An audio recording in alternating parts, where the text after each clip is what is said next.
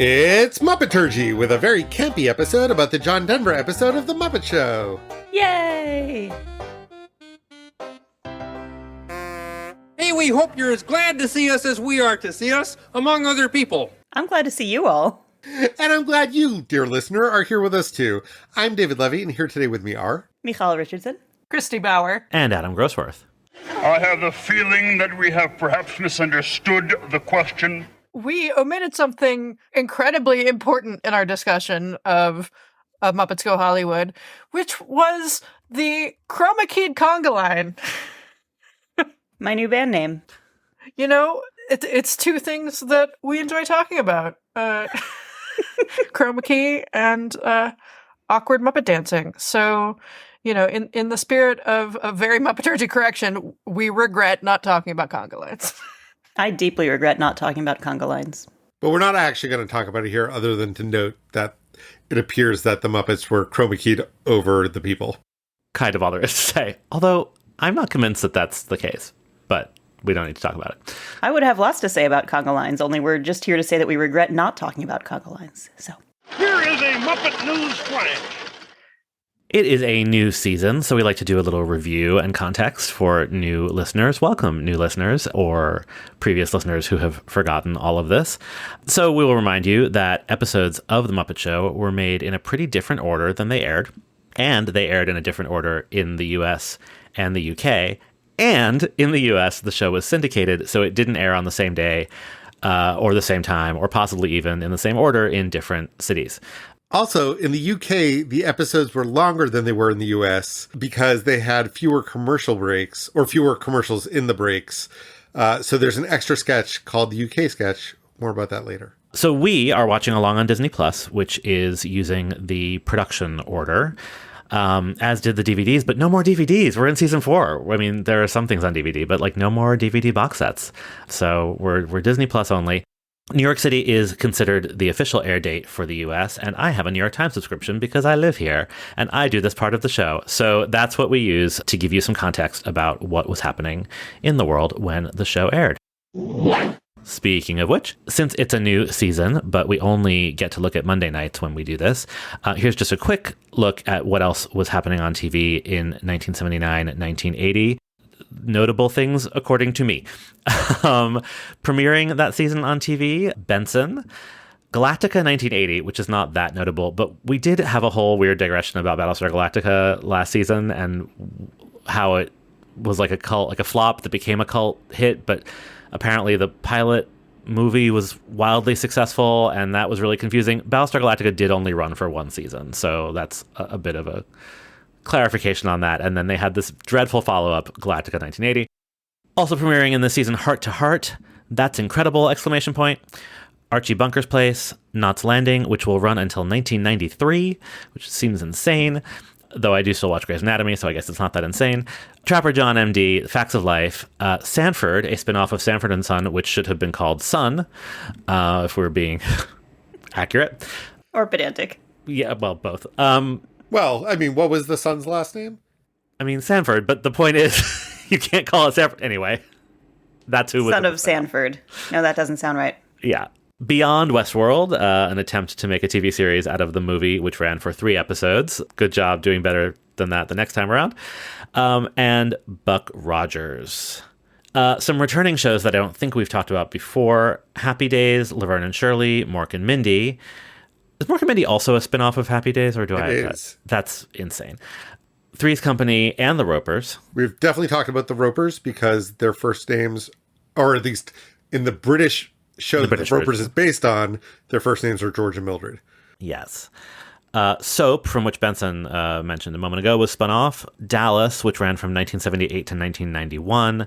Was Knots Landing a Dallas spinoff? I always get this confused. I think so. The Jeffersons, which was spun off from All in the Family, as was Archie Bunker's Place. Hawaii Five-0, Different Strokes, which this must be the first season without Mrs. Garrett because Facts of Life just started.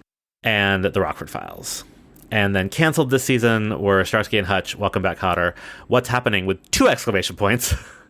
All in the Family, a live-action Spider-Man show that ran for 2 seasons apparently, and seems like it would have been my shit at this time, but I don't remember it at all. I remember it only because that also was one that had like a pilot movie.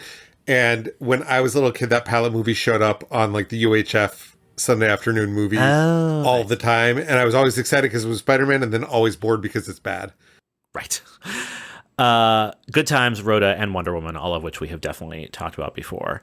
And, of course, the Muppet movie opened on June 22nd, 1979, and is still in theaters at this moment that we're about to talk about. It's kind of blowing my mind that Happy Days was still on, because I don't think of it as lasting into the 80s era. Oh, I do, just because I remember how bad early 80s Happy Days was, because that's when I was watching it. Conversely, I'm surprised that some of these shows are this early. Like, you know, obviously we are bridging into 1980 here, but also like pop culture decades don't actually start on the zero. So I am really surprised to see Facts of Life and Benson and Different Strokes already on the air for a couple seasons.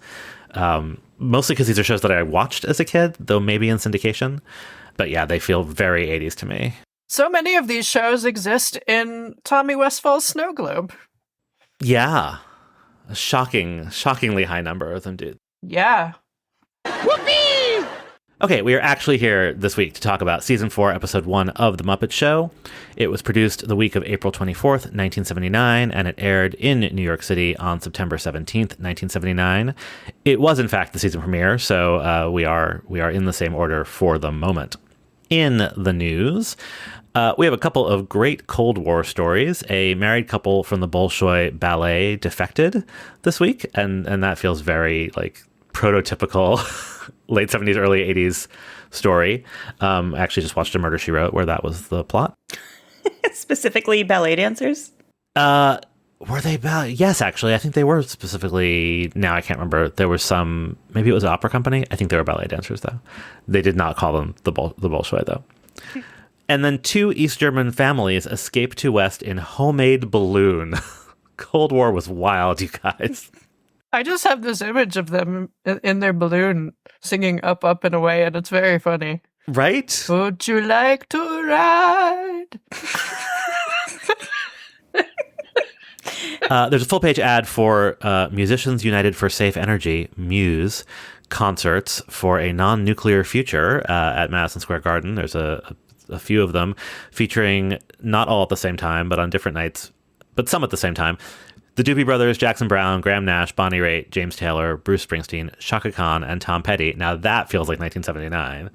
There's an ad for free gifts at Citibank, like open an account and you can get this free gift. And there's like a ton of them, including a grandfather clock and like all kinds of stuff. And then at the bottom, there's like the chart of like, if you open an account for this much, you can pick these things. And like, I've heard this reference before of like, you know, open an account and get a toaster or whatever. Well, it was like a sitcom trope for a while. Yeah. And it's also like I've heard it as a gay joke of like, oh, I didn't get my toaster when I came out. Well, that's specifically from Ellen. Oh, is it? Yeah. I don't think she made that up. I think maybe not, but like on the Ellen coming out episode, gotcha. they do the toaster joke. Yeah. Huh. Anyway, this is a real thing. The ad is amazing. You can get a lot of shit for opening a bank account. I once got an iPod Shuffle for opening a bank account. That tells nice. you the exact moment in time that I opened it. Very nice. Well done. I wouldn't expect anything more than like a tote bag, but it shows what I know. In movies, there's an article about Disney's Sleeping Beauty getting a re-release. And then in the ads, there's Monty Python's Life of Brian, Breaking Away, Alien, Rocky II, Apocalypse Now, Moonraker, and the Muppet movie. Several of those have been open for weeks, if not months. So that was a thing that used to happen. And in theater, Evita and The Most Happy Fella are in previews, and Gilda Radner is playing the Winter Garden. All highly relevant to our interests. On the Cashbox Pop charts, My Sharona is the #1 song, and that is something that I definitely feel like is the 80s and not 1979. That was shocking to me. Yeah, that doesn't feel right. And so for contrast, the #7 song stood out to me because it was The Devil Went Down to Georgia. So, like, yes, this is a weird transitional moment. And the #1 album is In Through the Outdoor by Led Zeppelin, which feels like the 60s to me. So yeah, no, I'm just unstuck in time. I don't know what's happening anymore. Yeah, it's super weird. On our particular Monday night on television, following The Muppet Show on CBS, in New York at least, was The White Shadow, which we have talked about before, but it has apparently moved to Monday nights. MASH, WKRP in Cincinnati, and Lou Grant which is our old lineup. On ABC, a new and short-lived show, 240-Robert, which was about the LA County EMS department and starred, among others, Mark Harmon and Joanna Cassidy. So, that's fun. It's basically 911, but in 1979, and presumably worse, which is saying something. And then football. On NBC, Hollywood Squares is on in syndication opposite The Muppet Show, which I think is new. It is the season 6 premiere of Little House on the Prairie and the introduction of Almanzo, which was very exciting for some of us. And then the 1978 Jane Fonda movie, Coming Home. Thank you, and welcome again to the Muppet Show. And it's going to be a terrific show tonight because our guest star is one of the great talents of the music world, Mr. John Denver. John Denver, singer, songwriter, actor, environmentalist. Pilot? Oh, too soon. Too soon. Henry John Duschendorf Jr. Gesundheit. was born on New Year's Eve of 1943 in Roswell, New Mexico, to an Air Force family. The shy child of a stern military father whose job required the family to move frequently, John did not have an ideal childhood. John's grandmother gave him his first guitar when he turned 11, and by his junior year of high school, he was good enough at playing it to run away to California to try to start his career. His dad retrieved him and made him finish high school, but John played club gigs around town while in college before dropping out of Texas Tech at age 20 and moving to LA for real. He got his professional start with the Chad Mitchell Trio. He replaced Chad Mitchell. And with that group, he recorded 3 albums and wrote several songs. In 1967, he married Annie Martell, who is the subject of his hit song, Annie's Song. Together, they moved to Minnesota. In 1969, he went solo, and his producer brought his unreleased song, Leaving on Jet Plane, to Peter, Paul, and Mary. They recorded it. It became their only #1 hit on both Billboard and Cashbox, and John was off and running. He released 3 albums by 1970, but his 4th album in 1971, called Poems, Prayers, and Promises, really provided him with his breakthrough as a performer, thanks to the #2 hit, Take Me Home, Country Roads. That was followed by a succession of hits, including Rocky Mountain High, Sunshine on My Shoulders, Thank God I'm a Country Boy, and many, many more. After the success of Rocky Mountain High, John moved to Aspen, Colorado, where he would live for the rest of his life. John and Annie adopted 2 children, a boy and a girl. During this period, John made a lot of appearances on television to help promote his music, and it turned out he was a good fit for the medium. He started to host his own specials, including Rocky Mountain Christmas, which set ratings records for ABC, and Evening with John Denver, which won an Emmy Award. In the mid-70s, he also reconciled with his father, who taught him how to fly planes, unlocking another passion that would ultimately end his life. In 1975, he was awarded Entertainer of the Year by the Country Music Association, which was a little controversial because a lot of the real country folks felt like his sort of light FM folk thing wasn't country enough. I think that feels familiar. I think that was the story with Helen Reddy too, right? And Olivia Newton-John would face very similar discrimination. And in fact, John and Olivia Newton-John would end up having sort of a close professional association. In the mid-70s, he also got involved in politics, and in a breath of fresh air after last year's slate of guests, this one was a Democrat and an environmentalist. In 1976, he founded the WinStar Foundation, which promoted sustainable living, and in 1977, he also co-founded the nonprofit Hunger Project, and he served on the President's Commission to End World Hunger. That's also the year he made the jump to the big screen, co-starring with George Burns in Oh God, which would spawn 2 sequels. As the 80s rolled around, his hit-making days were mostly behind him, but he made frequent appearances on TV and in concert while keeping up a busy slate of charitable activities, adding AIDS activism and advocacy for outer space exploration to his agenda. He testified at Congress in opposition to censorship as well. Unfortunately, John's career took a toll on his home life, and he and Annie split in 1982. He had another unsuccessful marriage in 1988 to actress Cassandra Delaney. They had a daughter together before ultimately separating in 1992, leading to a divorce. In 1994, he published Take Me Home, a revealing autobiography that included stories about substance abuse, marital infidelity, and domestic violence. By that point, he had been involved in a couple of high-profile drunk driving incidents, too, which was really at odds with his sort of squeaky clean public image. In 1996, he was inducted into the Songwriters Hall of Fame. That same year, the FAA medically disqualified him from operating aircraft due to his ongoing substance abuse problems. That didn't stop him, though, and in 1997, he did die in a plane crash while piloting a solo flight in a light home-built aircraft. However, that crash was not related to substance abuse, according to the toxicology reports after the fact. Upon his death, flags in Colorado were flown at half-staff. Later, the state would adopt Rocky Mountain High as one of his state songs. West Virginia would later do the same with Take Me Home Country Roads. After he died, his final album was released, All Aboard, a collection of train-themed children's songs, for which he posthumously received his only Grammy Award. Anyone have John Denver memories? This is not a memory, but it's a dark parallel. There's a news story in today in the Muppet Show's paper that I skipped because I was going on for so long. But Thurman Munson, a Major League Baseball player, has been at this moment ruled responsible in the crash of his Cessna, which happened slightly earlier, which also raised questions about how pilots are licensed. And I totally forgot that was how John Denver died until you made that joke. And that's weird. That's just weird that was like a front page story on the day his Muppet Show episode aired.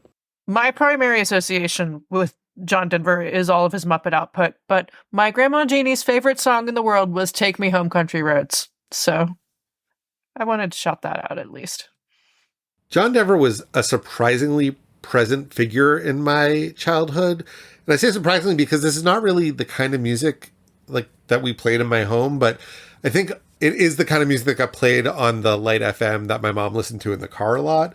And I also remember watching specifically Oh God, You Devil, which is the third of the Oh God movies, and really liking it as a kid, probably because it felt like just a little dangerous in the way, like, to someone who only watched G-rated movies, when I'm sure it is not at all dangerous, but it's about the devil. And yes, the Muppet Show, like this particular episode, every beat of it was so familiar to me, which is odd for one that I definitely did not have on VHS. Like, I think either I saw it a lot in reruns or just really imprinted on me.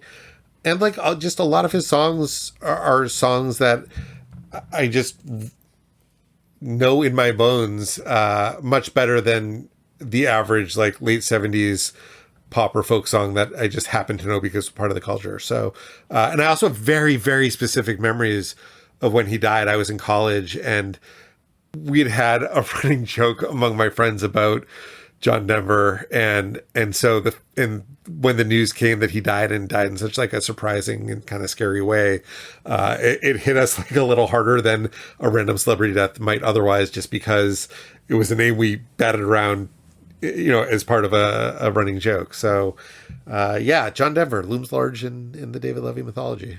Well, unfortunately, I brought a clip because I cannot hear his name without thinking of this.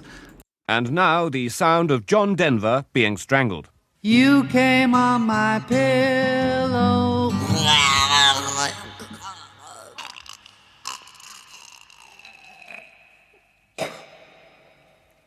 Thank you. I'm sorry. That's Monty Python. I'm not sure which one of them is doing the John Denver impression, but it's quite good.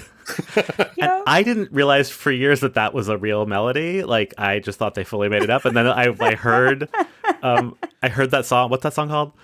Annie's Song. That is Annie's Song. Okay. I heard that song randomly, like fairly recently, like in the last few years. I was like, wait, that's what you came on my pillow song. Wow. But yeah, this is on like some Monty Python album that I had, and it's just like clearly they just did it to fill space, but like it also was very good for filling space on a mixtape. Remember when you had to do that? Or you didn't have to do that, but when you could choose to do that, I've got 15 seconds left. Well, I'll put this Monty Python thing on it. So, what a legacy. Anyway, there you go. But yeah, also the Muppet Christmas album, as a non-Christmas celebrant, that album was still quite present, and it's still the only version of most of the songs that I own in my iTunes. So, yeah.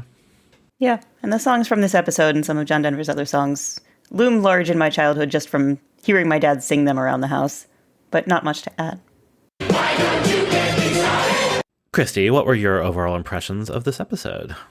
I thought this was a solid start to the season. It's very gentle. It's got some really solid laughs in it. It's got a number that I genuinely love. Yeah, I'm I'm excited. I don't think it's like, the biggest, flashiest thing they've ever done, but as far as just like, delivering on basic tenets of Muppet Show, I think it delivers the goods.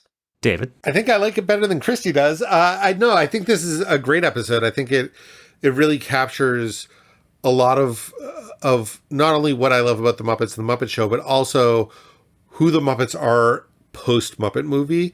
In many ways, this is a reintroduction to the Muppet Show to the public who had now seen the Muppet movie and now has a different relationship to these characters.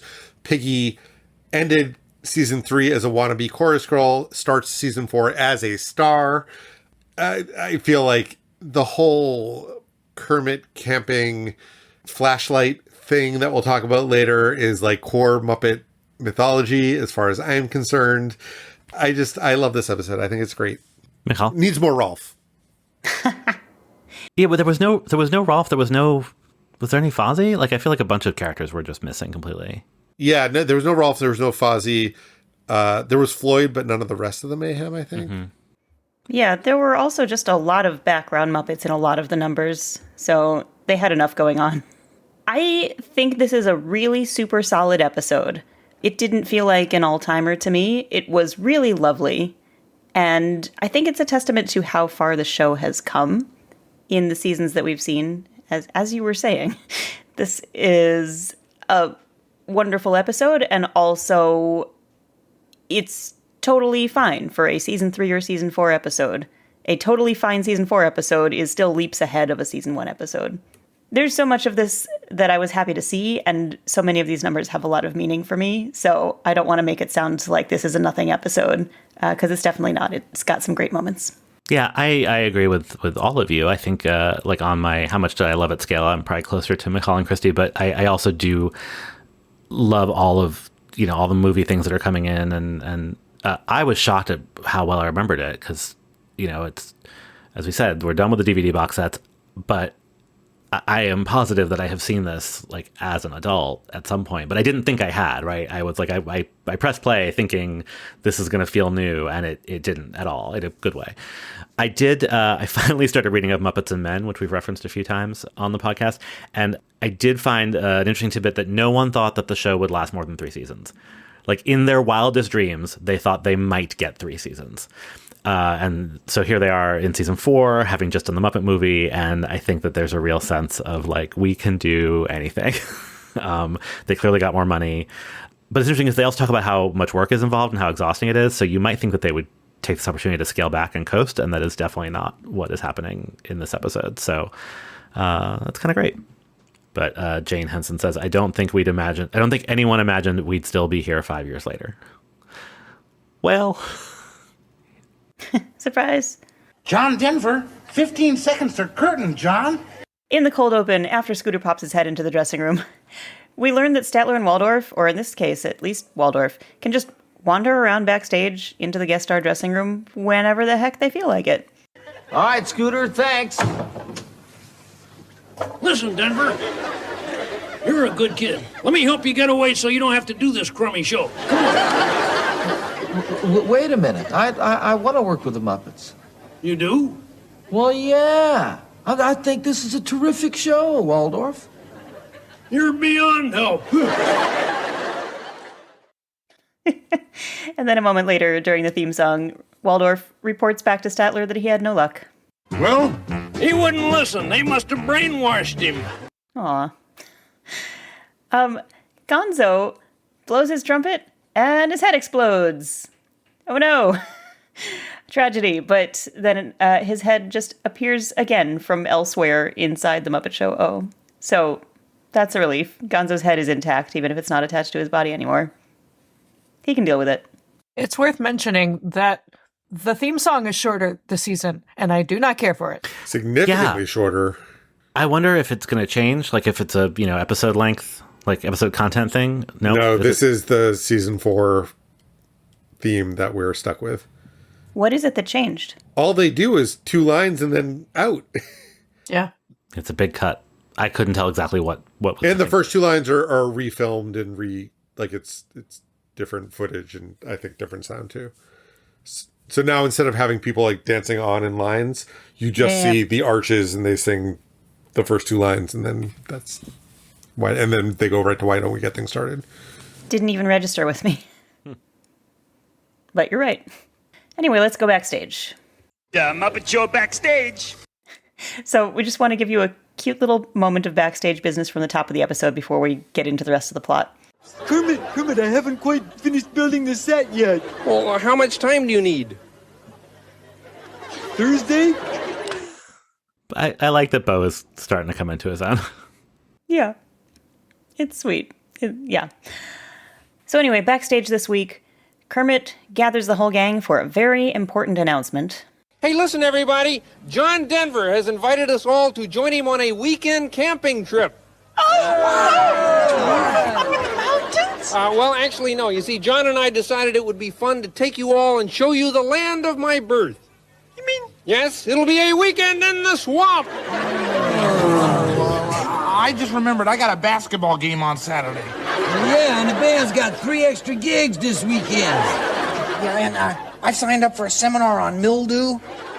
This only raises more questions about the location of the Muppet Theater if they don't have to drive, or if they don't have to fly to the swamp. I mean, if they were going to travel to the I guess they're within reach of everything. Sure.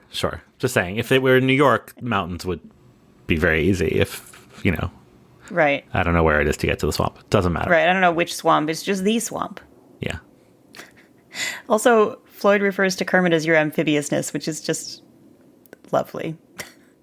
So the rest of this episode ends up being about who is and is not going on this camping trip.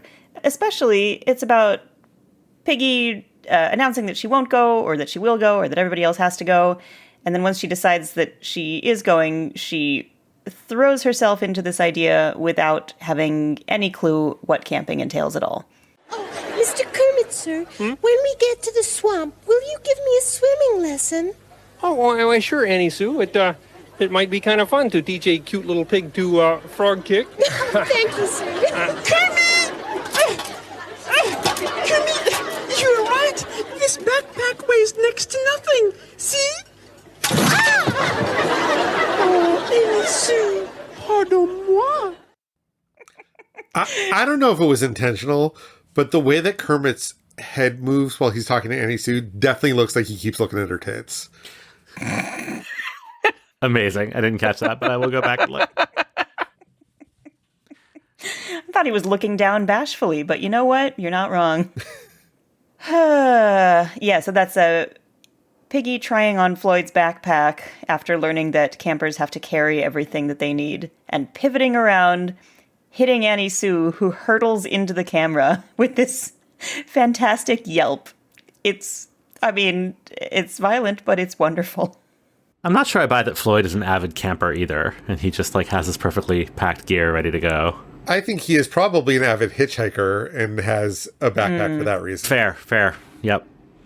Yeah, you're not wrong, but also they all just suddenly pack their backpacks while they're putting on the Muppet Show. We never see Floyd with the backpack. So the choice to reference it as Floyd's I thought was interesting, and not literally anybody else's. Yeah. Well, then Piggy turns out to have a camping backpack also. So Piggy is further appalled when she visits John Denver's dressing room. Piggy, we are going to the swamp. Yes, the swamp, yes. Yes, well, do you have everything? Do you have your snake bite kit? What? Your snake bite kit. There are snakes in the swamp. They may bite you. What? Snakes? Well, yes, Piggy, snakes. And also, you need a short, sharp stick about that long. Oh, a walking stick, yes, No. sure. This is for the alligators. Alligators? Why, yes, darling. The alligators, when they open their mouths to eat you, you jam the stick, and they can't close their jaws on you. Good. Piggy is so horrified that she just starts whimpering while John Denver just loses it laughing. And I think that he assumed that they weren't going to use this take, but Piggy just continues hamming it up and whimpering more and cuddling into him while he has to comfort her. He literally wipes a tear from his eye, and it's the greatest freaking thing.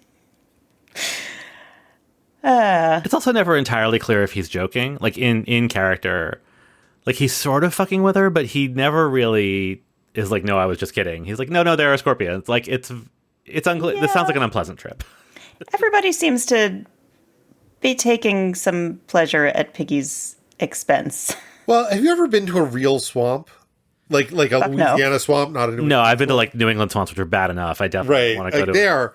It is like going into like the Dagobah system. Like, yeah, why are we camping? Right, like the air is thick with like both moisture and bugs, and like it's just. I would believe that you would need to be on the lookout for snakes and alligators. It's like a cool thing to visit for an hour to see what it's like. Wouldn't want to sleep there. Yeah, no, it's does just not like sound cool. He gets so much pleasure out of this that it sort of feels like he's gonna tell her he was joking, but no, he's completely serious. There are alligators. Yeah, I'm with Piggy on this one. Same. I like sleeping in beds and using bathrooms where there are bathrooms and eating where there are flat surfaces. And I know people who pay expensive city rents and love to get out of the city and be where they have to bring every single thing they might need for a weekend. And I do not understand. I don't even want to go to Fire Island because of that. Because you like using your own bathroom? Well, because like people like load up with like everything they need for the weekend because there's not like stores and shit. And like, to me, part of the nice thing about going away is not having to think ahead so much. Do you bring an empty suitcase and say, I'll buy clothes when I get there? Not intentionally, but sometimes. Ask my friends about the Great Pants debacle of San Francisco circa, 2009. Wow. It's a good thing the Gap is headquartered there.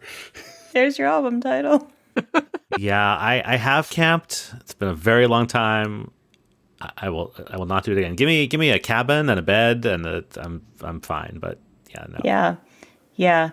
The first time that I went with my spouse to the Philadelphia Folk Festival, which is a music festival, there are like food vendors. There are places you can have electricity and use portable bathrooms. It's not totally out in nature, but still, that first night going to bed in a tent and just realizing that I couldn't plug my phone into anything, I was just so viscerally upset that I burst into tears. It was a problem. The following year we prepared you said the better. first time, implying that you've been back. I have been back. You know, they have hotels in Philadelphia, I've heard. Some people go to Philly Folk Fest and stay in a hotel and then go hang out with the campers at night and then go sleep in a bed afterwards. I mean, you're my people. When I was a Girl Scout, our version of camping was sleeping in the museum overnight. So yes, that I would do. That sounds amazing. It was, especially if things come alive and stuff. When you went to the Philly Folk Fest, he said, transitioning, did you have an outfit as fabulous as Piggy's?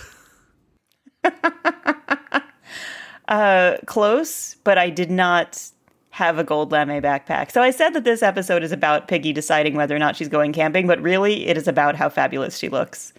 Like I said, this is our reintroduction to Miss Piggy, the star. Yeah.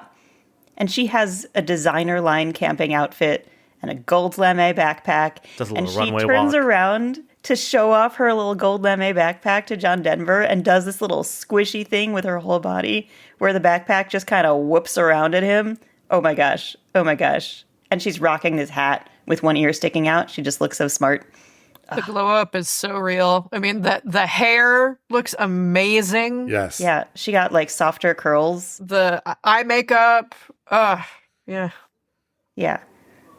She's an icon. Yes. We stand a legend. Piggy storms out of John Denver's dressing room down to Kermit's desk, and she is not the happiest of campers. Gee, Miss Piggy, I was born in the swamp. My roots are there, and I just wanted you and my other friends to see it. But we don't have to go back to the swamp. We can go back where you were born. The sty. Where your roots are. Where pigs eat swill and wallow in the mud. Remember that? Remember this? I like that Mean Kermit is back, especially in our post-Muppet movie era, which really cemented him as, kind, like, father figure to all the Muppets. Kermit And even this episode where he's like, I want to take all my friends to where I grew up. But then he really is a total dick, which is nice. He really is not just a dick to Piggy, but a dick to everybody. No warning. Guess what, everybody? Yeah. Mandatory work trip over the weekend. Don't get eaten by an alligator. Good luck. And yet, this feels like a different Mean Kermit than the Mean Kermit who just shits on Fozzie, right? Like, this feels like defensive Kermit who's, like, getting mean because he's hurt, not just being mean for the sake of being mean. Yeah, I guess that's true. But there's something that the tone, there's something about Jim's performance that I like Kermit in this tone of voice, and I miss it a little bit. Yeah, I like it in that it feels more like they are bickering in the context of a relationship.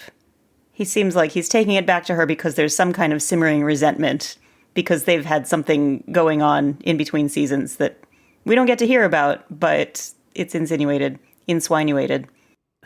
There is also, like, when she is the only one in after the earlier clip that we heard, where she is the only one who's on board with the camping trip when everybody else is not into it. And it's specifically because they're going overnight and she wants to spend the night with Kermit. So we do get a little bit of that Piggy sexual innuendo, which also feels a little bit new. Right, because he doesn't recoil from it at all. He does make kind of a face when he's like, he does make sort of like an oh shit, what have I done face? But like, yeah, there's no dialogue about it. It's just like, I guess this is happening. Yeah, nothing sets the mood like a swamp with wall-to-wall mosquitoes. Exactly. Comparatively, the sty sounds great. Yeah, there's probably at least a hose nearby. Some kind of enclosure. Yeah, some kind of privacy. One weird little bonus for you to segue us into the music segment. Here are Gonzo and John Denver in a relaxed moment backstage. I don't need help with my singing. I need help with my gardening. You've got a garden? Oh, yeah, John. I've got the world's biggest mold garden. Mold garden? Yeah, mold. Far out. How did you get into that? Well, about a year ago, I went away on vacation and I forgot to clean out my refrigerator. Yeah? When I got back, the food was all green and fuzzy, and it was just too cute to throw out. John Denver continuing to just be so delighted to be here is just the best thing about this episode. Also, I want to know where Gonzo goes on vacation. To the mildew convention. So we see these mushrooms. They're very cute. They look like most Muppet food, except mushroom. Bigger. A little bigger. But then that got me thinking, in a world where the food talks and looks like, it has eyes and looks like this. Is this like a Last of Us situation? Like, did the mushrooms take over some other food? Because, I mean, he specifically says that he didn't clean his fridge and everything rotted and grew fungus. I mean, arguably, the food just became the fungus that was already part of the fungus No, this is not going to work. Yeah, no. I mean, yeah. Also, like, the fungus among us. Mm-hmm. You wouldn't grow mushrooms in that case anyway, but our body becomes the grass, and the grass become the antelope, and then we eat the antelope. Yeah, no, it's the circle of fungi. fungi. It's all good, but it's just it's a thing I don't want to think about. But yes, it is. I think it's actually sort of a relief when the mushrooms come out, because when he's talking about his leftovers getting fuzzy in the refrigerator, like the mental image of what you think his mold farm might look like is much worse. Whether it's Muppet food or not, it is very unattractive. Right. Yeah, and then mushrooms come on and talk about how they've been playing some form of sport in the refrigerator. Humongous fungus. It is you cute. Might say. Yeah. Humungi fungi. Let's let them do it. All right, I'll replace it, but this is the last time. Oh, thanks. You're a real sport. Nobody knows the truffles I've seen. Take it, Christy.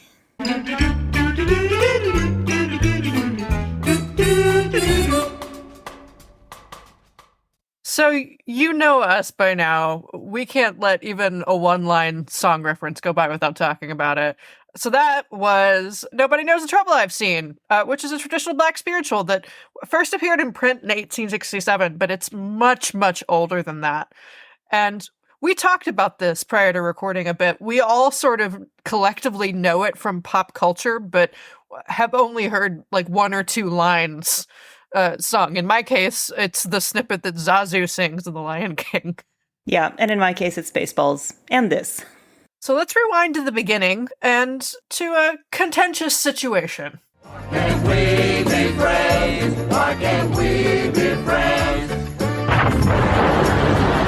Why can't we be friends? We just can't wait until the war begin. Think if metal to you if you will. Why can't we be friends? Why can't we be friends? Why can't we be friends? So, shockingly, the name of this song is Why Can't We Be Friends? Oh. Yeah. It's a song by the band War. Even more shockingly.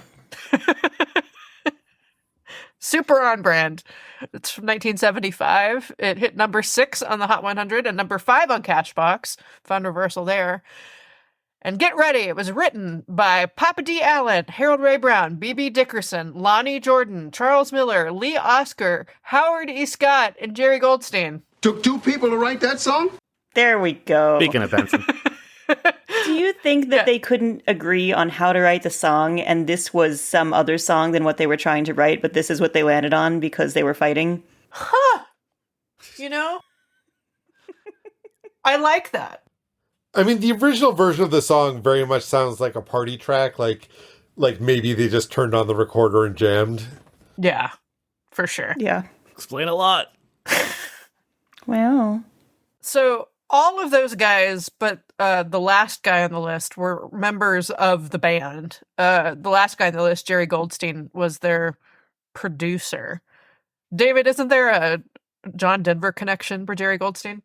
Yeah, so Jerry Goldstein was also John Denver's producer at this time, and apparently they had a big falling out a few years later, which ended with Goldstein calling Denver a Nazi, which you can read about on John Denver's Wikipedia page. Yikes. Wow. So, fun fact about this song, it was played in space during the Apollo-Soyuz test project in 1975, which... The one place that hasn't been corrupted by capitalism.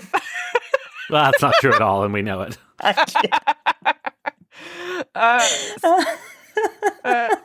So the Apollo-Soyuz test project was the first crewed international space mission. It was, speaking of notable Cold War things, it was a collaboration between the US and the USSR. I just can't imagine anything more mid-70s than this song playing in space while Jesus. Capsules meet up. I'm sure the Soviets were like, what the fuck is happening? So the staging of this number is extremely off-putting. Let's just say it that way. I have so many questions. So it starts with a group of soldiers who appear to be in the Civil War, Union soldiers that were in blue. But then if you look closely, the folks that they're fighting with are not Confederates, but they appear to be like French Revolutionary Yeah, like soldiers? Napoleonic French. Yeah. And then as the song goes on, there's different groups of soldiers who are each one their own ethnic stereotype from a different war in history, some more specific than the others. It is bizarre. It's interesting to me that at one point, when we get to, I think, World War I, there's like a very New Yorker soldier who is performed by Steve Whitmire, and it's, I think, maybe the first time in the show that we've heard Steve Whitmire have like a real solo singing line that's very clearly him. Like, I know he's been with the show since the middle of season 3, but this was the first time where I was like, oh, that's him. Maybe there was one last season, but yeah, I feel like we've said this before about other lines, but it might have been about his speaking lines. He's spoken, but I don't know. I don't think he's had a song. Yeah. There are a few recognizable characters who show up. Slim Wilson and Zeke from the Jug Huggers are both there. And then Crazy Harry shows up at the very end, which makes sense because during this whole thing, there's a whole lot of explosions. So we assume that Crazy Harry has been helping out with the tech, but gets to be in the final kick line. Yeah, he's actually there earlier. He pops up in the trenches. Oh, does he? Blow up, yeah. Okay. And I was just delighted to see that this confirmed for me that I have actually learned the names of the Jug Huggers individually. But like, it's weird. I mean, it's all very weird. But to your point about the Union soldiers, like at least one of these Jug Huggers shows up and he's wearing red. I don't know what uniform that is that he's wearing. Well, I think he's supposed to be like the Hatfields and the McCoys. Like, I think it's just like a redneck shirt. Got it. Yeah, it looked like a uniform, like an old-timey uniform. But I was like, these guys are so Southern coded. I feel like they should be Confederate soldiers, like just in the, and it's all World War I. Like all the imagery. There's like cannons and things, but like the set is a World War I like trench battle with like gas masks lying around. Like that imagery is really specific and really like placed in time, and then the rest of it is so weird. I was troubled dramaturgically by the fact that several of the peoples portrayed in this scene were like actively and for no reason invaded by other ones. So I'm like, that's why y'all can't be friends. Like, this isn't just some random, like there's a couple Native Americans in there, and I'm like, yeah, no, we know what your problem is, and it's us, and I don't know that this is a song for you. I don't disagree with you, but also you weren't troubled dramaturgically by all of these different soldiers from all these different eras. Well, because fighting each other. It's a broad anti-war shtick that they're doing. Yes, it's very for what it's worth from a couple seasons ago. Mm-hmm. But with people instead of animals. But there was very little thought put into, like, why can't we be friends? Well, because your people tried to murder all of my people for no reason. I mean, or that's because Crazy Harry keeps blowing everybody up and everybody blames their opponents. What if they just can't be friends because of Crazy Harry? Fair. But hey, they manage a kick line with no kicking, which is quite a feat. You only see their upper bodies and the way that they throw their heads back on the beat, and it looks like they are kicking in a kick line, even though they have no legs. So, no Muppet feet for everybody who was concerned, but still very clearly a kick line. It's very impressive. At one point, I'm pretty sure one of the explosions actually lights one of the Muppets on fire. Oh, God. Well, that's concerning. It is, and there's a lot of fire in this episode. I think there's 2 other scenes that have fire in it. Yeah. There are, for sure. You know, since I mentioned the Native American character, I clipped this. There is no content warning on this episode, and I think someone at Disney maybe missed it. That's why we're here. The backstage, this happens. Okay, nice opening number. Oh, thank you very much, sir. See, he's the other kind of Indian. Oh, that is quick. I did it not is pick real up quick on that. But I caught it immediately because I'm broken. So, yikes! And here I was thinking that only the French got really ridiculed. Well, on stage, right. They had it coming. Yeah, and then this gets like a really sort of disturbing coda with Statler and Waldorf. Yeah, so it ends with Statler and Waldorf gunning everyone down from their box. Inevitable, really. Yeah. Yeah, as soon as they've managed to cooperate and collaborate on this kick line, Statler and Waldorf are having none of it. And then this is our transition out of the number. Yeah, they got up. We must have missed them. We didn't miss them. We were shooting blanks. We were? Of course.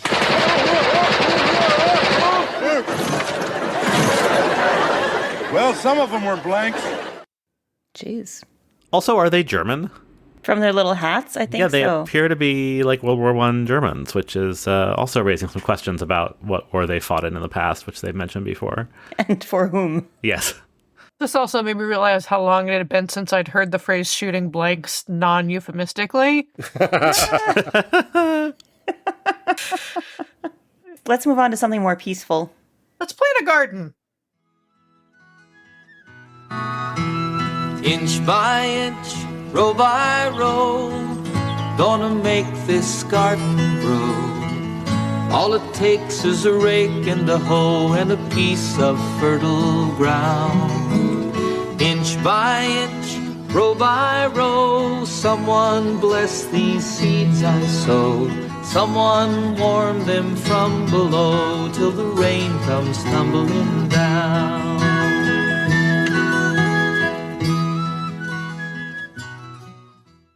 So yeah, that's something completely different.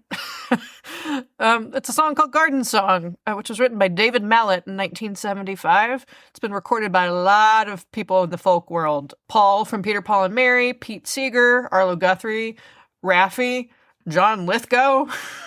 Sure. Noted folk singer. Actually, I think I have that album. Of course you do.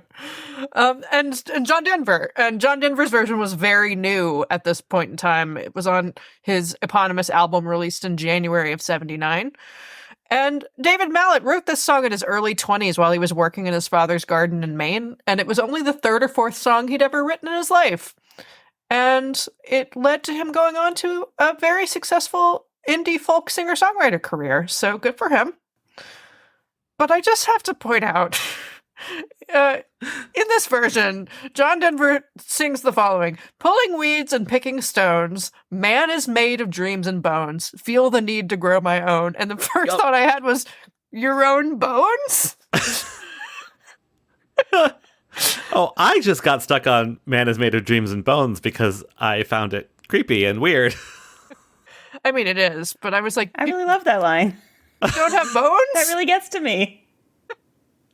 Thought he was talking about man is made of dreams and bones and he feels a need to grow a garden. Grow a Singing man. about a garden. No, he's supposed Is to man have a not also kid. made of mostly water and muscle and skin? And it's just so, I don't know. I just like this like skeleton gardening, but dreaming.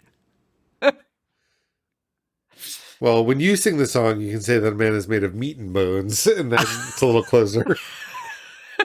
I think the dreams are essential to the sentiment. And it's true, nothing else in the body really rhymes with stones, but I don't know. Oh, but at that point, you're growing your own meat, and that's a whole other thing.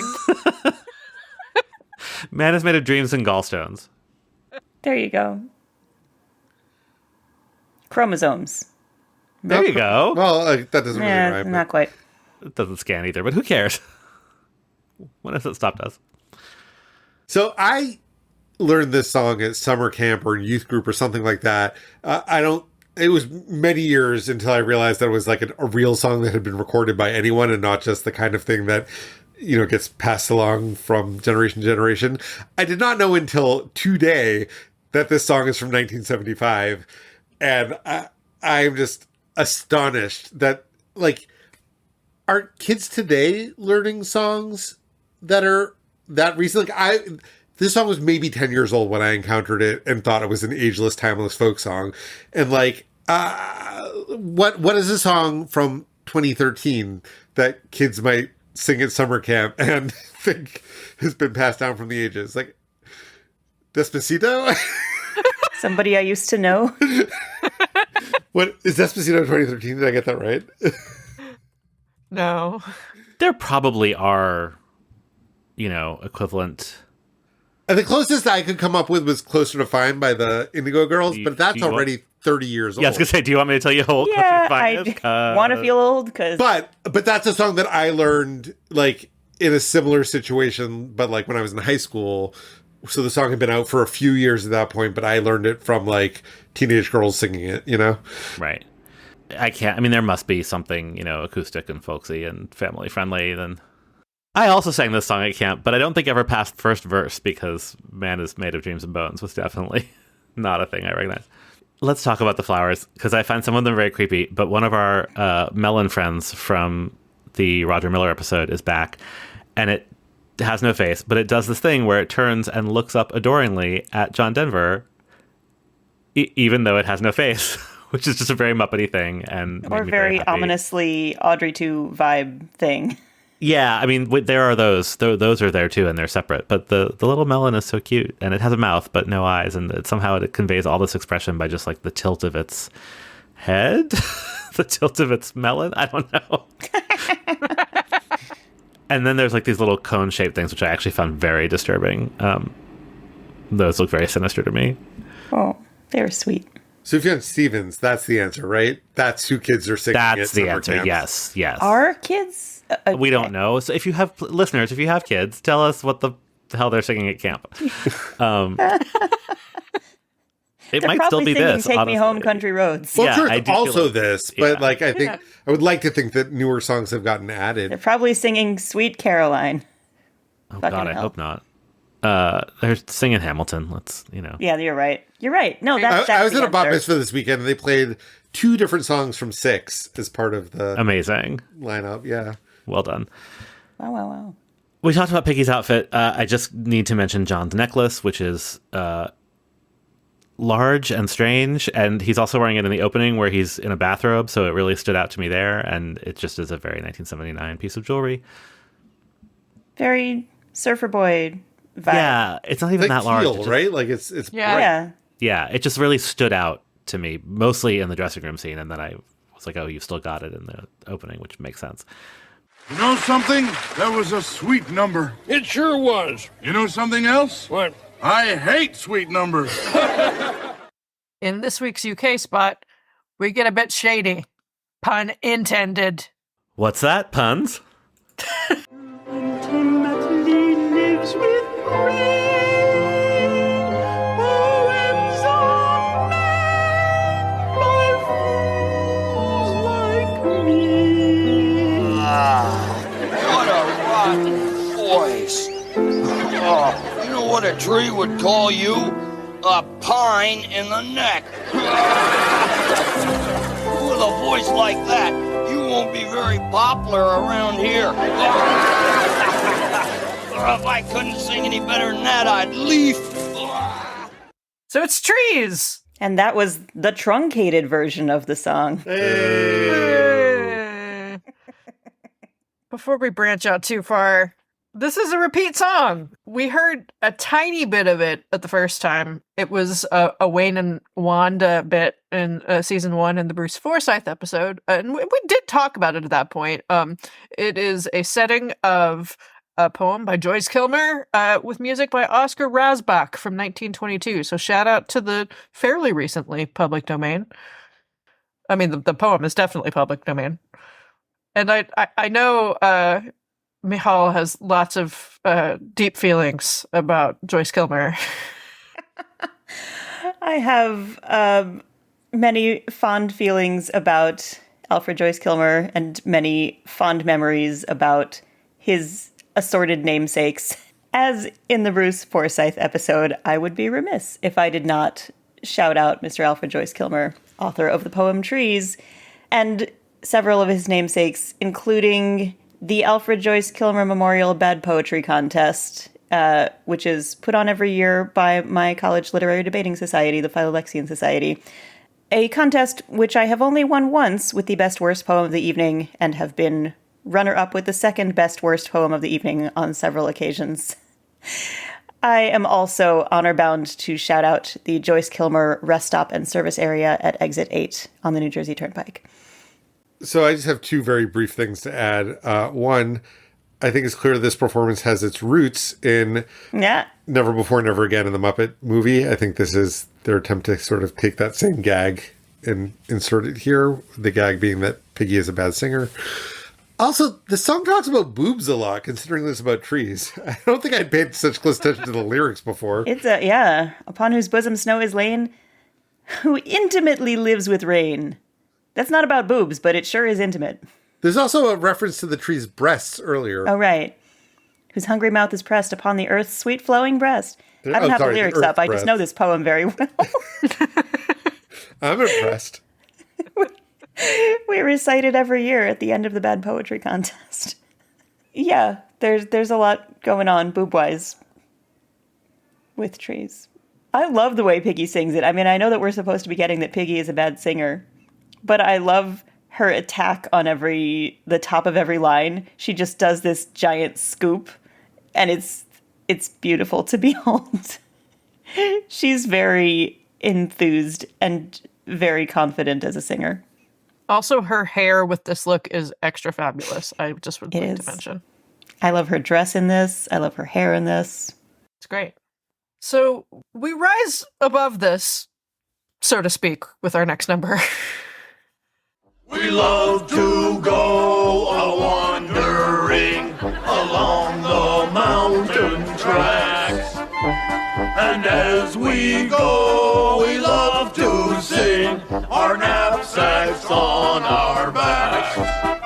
Valderie, Valdera, Valdera, Valdera. Uh-oh.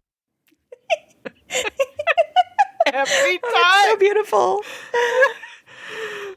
And all the screams get better with every pig that falls down this mountain. It's so good. So, okay, we should describe what's happening. So we start with 3 pigs who are climbing, presumably, an Alp. And just one Alp. Just realized I've never used that in the singular outside of the context of the concert. 3, yes.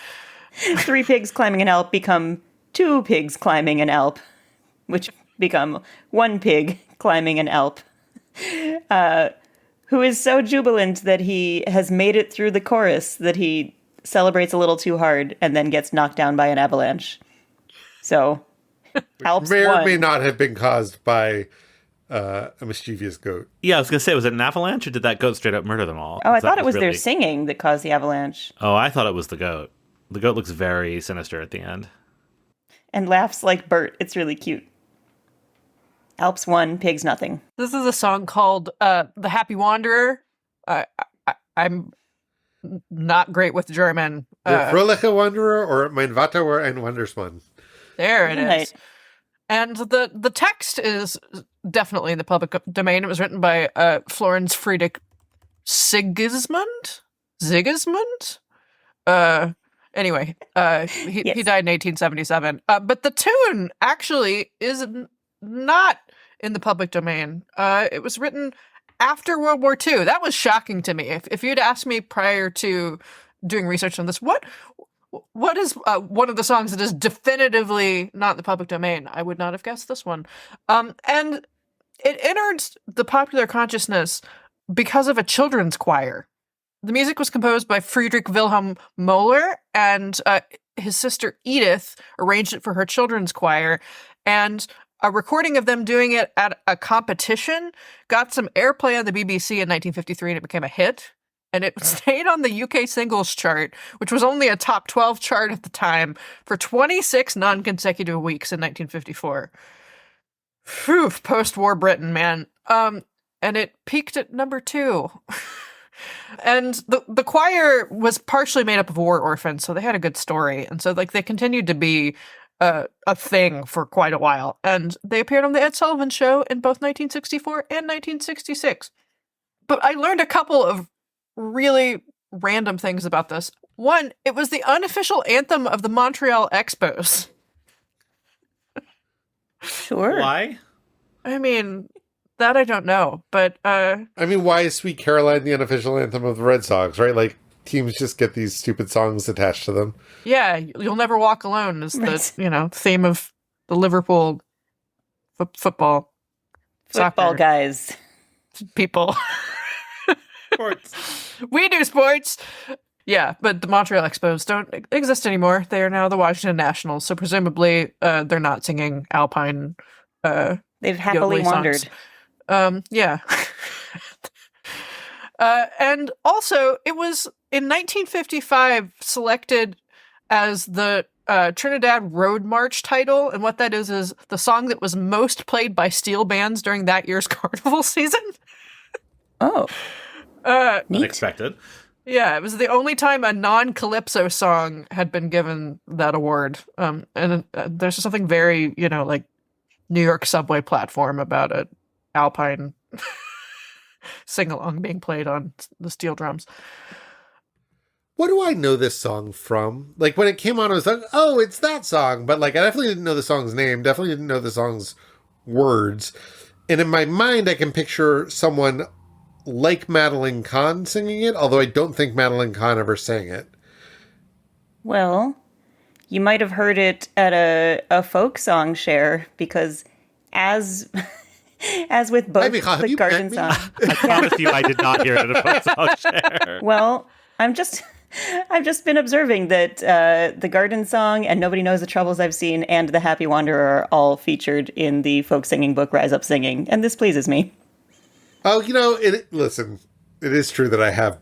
You've been in rooms where Rise Up Yes. Singing has been used, David. Yes, I have. It does appear in Schindler's List. Well, which I have never seen. And it's anachronistic, apparently, because from what people seem to know about it, it was written after World War II. So It did appear on Barney, which I am too old for, thankfully. Knowing it only from this episode, still, and having only the association of pigs falling down a mountain, you telling me that it features in Schindler's List. I'm not thrilled to learn this. But I will tell you, as much as I dislike camping, I don't hike often, but when I do, I will whip out my harmonica or kazoo and sing this frickin' song. Because as far as I'm concerned, that's what it's for. Pigs falling down a mountain and hiking and pretending that you were a pig falling down a mountain. you were complaining about camping earlier, but you bring a kazoo with you? Why leave home without it? Feels like a crime against nature. I carry a kazoo and a harmonica in my backpack with me every day, everywhere I go. What if I need a kazoo at the gym, Adam? We're not at the gym. We're talking about the woods. Yeah, same. This, for me, is a perfect example of a thing that The Muppet Show does so well, which is a fucking doofy thing executed flawlessly. Yep. And violently. Yeah. Yeah, sometimes you throw penguins, sometimes you knock pigs down a mountain. Yeah. And they're so unbothered. Like, they're scared of, like, oh, I could fall and die too, but not a lick of concern for, oh, our friend just plummeted to his death. Like, maybe they're not friends. Maybe they just happen to be climbing at the same time. But I would be more alarmed, but that's part of what makes it fun, is that they're like, oh, we'll keep climbing. We're almost there. They're unmoved. Well, I'm happy to report that our final song has no connections to Schindler's List. Appreciate that. Chicken pie and country ham, homemade butter on the bread. But the best darn thing about Grandma's house was a great big feather bed. It was 9 feet high and 6 feet wide, soft as a bear. It was made from the feathers of 4 11 geese, with a whole old cloth for a tick. It hold 8 kids and 4 hand dogs and a piggy wee for a chick. We didn't get much sleep, but we had a lot of fun on Grandma's feather bed. It's Grandma's Feather Bed! So this is a song that was on an album of John Denver's called Back Home Again. And this album is notable because it included several of his big hits, including Annie's Song and Thank God I'm a Country Boy. And it was written by Jim Connor, who was a member for a period of time of the New Kingston Trio. So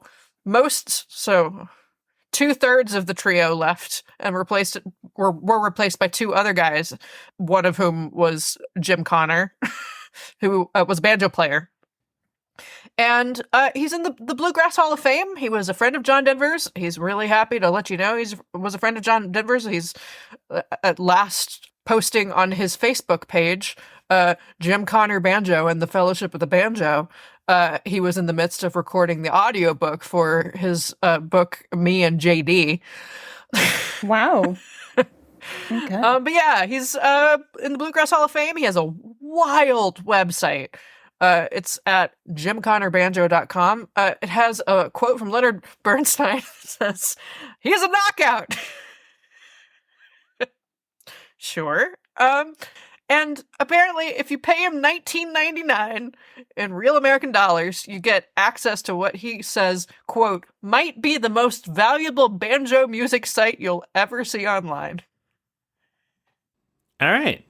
This song is his crowning achievement, apparently, because it's the first thing mentioned in all of the various materials about him across the interwebs. I love this. It is not my kind of song, but it did grow on me over repeat viewings. I mean, it's so adorable. It's a very literal Muppet staging, although the bed is not 9 feet high, I will note. I disagree because there's at least 6 feet of Muppet performer underneath it. So okay, well, in relation to John, it is not 9 feet high. That did always mystify me, though. When I grew up hearing a version of this song that Kermit sings, apparently in Rocky Mountain Holiday, which I actually have not seen, but it was compiled into a different Muppet album. So I'm used to hearing Kermit sing this and Animal yelling in the background. But I did always wonder as a kid, 9 feet high. It seems big for a bed. I mean, it's not to pick apart the lyrics of the best banjoer in all of creation, but I think it's very. I actually think it's very sweet, and I think the idea is it's from a child's point of view, right? It seems like it's 9 feet high, but then he says it's 6 feet wide, which is about the width of a king size bed in real life. So it's weird. It's weird. Maybe it's just a loft bed. Maybe. For some reason, now you can play underneath it. Bed. That sounds cool. Anyway, it's very cute. There's all these Muppet dogs in the bed. You know how I love Muppet Dog. Including Baskerville, who I was glad to see still exists. And John Denver wearing a little sleeping cap and having a pillow fight with Muppets and having just the time of his dang life. And then John Denver reappearing as John Denver's own grandma. Yes. That part was strange. Also, I'm allergic to down, so this entire thing is a nightmare. Oh, same. I cannot get near that bed. I have to call hotels ahead of time and be same. Please take everything out of the room. And there's I think a new Muppet baby, not one of the Bobby Benson babies. There's a new Whatnot baby that I don't think we've seen before. I mean, they're just some very cute Whatnot Muppets who are done up like kids. I don't know if they're necessarily all meant to be babies, but there's one specifically who has 2 little teeth coming in. Yeah, they all shudder when they think about Aunt Lou, and that makes me sad for Aunt Lou. But have you met Aunt Lou? No, and apparently I don't want to. Have you kissed her? Not yet. The night is still young. Never mind that jazz. Listen, Turkey. What?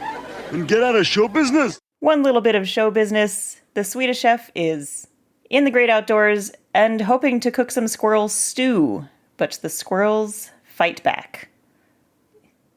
That's it. That's the sketch. The best part of it is really when it opens and the Swedish chef has his back to us and his arms fully spread out. And he's just swaying from side to side. Oh, Christy is shuddering, but I love this. Well, because he's shaped like Cookie Monster, which, a person should not be. But also because it's like on Cookie Monster, the arms belong to 2 different people. There's something about the hands being completely disconnected from the body. I'm with Christy. It's too wide. It's very Rocky the Flying Squirrel, actually. Yeah, it doesn't look right. Yeah, I never want to think this hard about the Swedish chef's wingspan in my life. I was happy to see that all the forest animals, including the bear, are still together after the Leo Sayer episode. Yeah, and they're all looking out for each other. Exactly. It was very sweet. He chases the squirrels off screen, and then a bear chases him back on screen holding his meat cleaver. Woodland creatures are doing okay. I understand that campfires are a thing, but the fire on which he's cooking and the way it's elevated, especially in light of the Muppets Go Hollywood bit with Fozzie being mistaken for Smokey, I just was like, this is how forest fires happen. This is it. Yeah.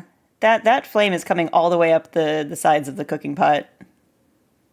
I mean, I guess it's Frank Oz's hands that are more in danger than the puppets, but I mean, I hope Frank Oz has insured his hands for a lot of money. I got nothing, and David's bored. No, I'm looking up naked pictures of the Swedish chef to try to figure out what he looks like underneath that wingspan. Jesus. What? Like the puppeteer? I started doing it up, and then I remembered this is my work computer, and that's why I had to pick up my phone. Okay. That answers my second question. In case the listeners have not figured it out, this is the first episode we've recorded where we can see each other's faces, and we can't figure out whether this is useful or not. I like it. It looks like it's going to be just you and me on that camping trip because everybody else backed out. Oh, I'm sorry to hear that, but listen, Kermit, never mind. We'll have a great time. I'll teach you how to catch frogs. What?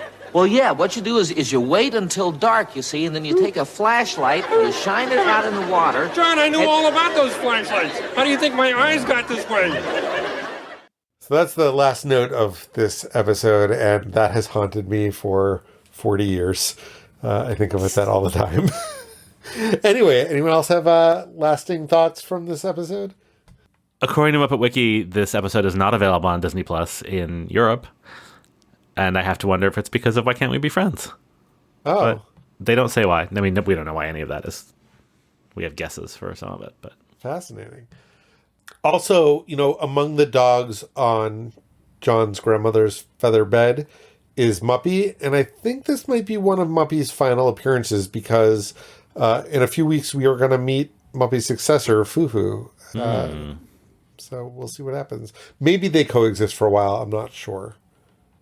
Before Muppy goes to the nice farm upstate. Yeah, the big Muppet workshop in the sky.